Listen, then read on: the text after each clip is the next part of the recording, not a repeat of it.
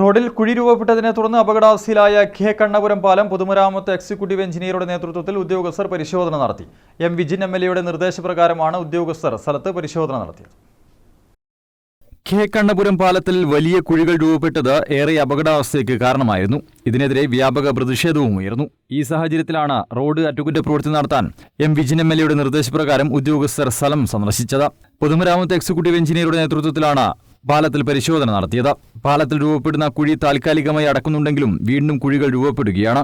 ഇതിന് ശാശ്വത പരിഹാരം കാണുന്നതിന് റണ്ണിംഗ് കോൺട്രാക്ട് പദ്ധതിയിൽ ഉൾപ്പെടുത്തി മഴ മാറിയാലുടൻ കുഴികൾ അടക്കുമെന്ന് എംഎൽഎ പറഞ്ഞു. നിരവധി തവണ ആ കുഴി അടക്കാനുള്ള ശ്രമം നടന്നു. പക്ഷേ വലിയ വാഹനങ്ങൾ വരുമ്പോൾ വീണ്ടും അത് കുഴിയായി തന്നെ രൂപപ്പെടുകയാണ്. അപ്പം അതിന് ശാശ്വതമായ പരിഹാരം എന്ന നിലയിൽ ഉദ്യോഗസ്ഥന്മാർക്ക് നിർദ്ദേശം കൊടുത്തു. റണ്ണിംഗ് കോൺട്രാക്റ്റിൽ വർക്ക് അറേഞ്ച് ചെയ്തു. അത് നമുക്ക് വളരെ വേഗതയിൽ തന്നെ പ്രവൃത്തി നടത്താൻ പറ്റും. നമുക്ക് തടസ്സമായി നിൽക്കുന്നത് മഴയാണ്. നമുക്കറിയാം, മഴ തുടരുകയാണ്.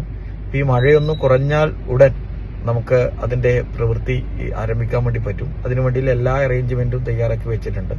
റണ്ണിംഗ് കോൺട്രാക്റ്റിൽ ആ വർക്ക് നടത്താനുള്ള തീരുമാനവും എടുത്തിട്ടുണ്ട്.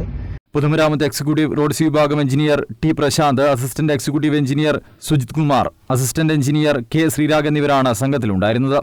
News bureau, Pazhayangadi.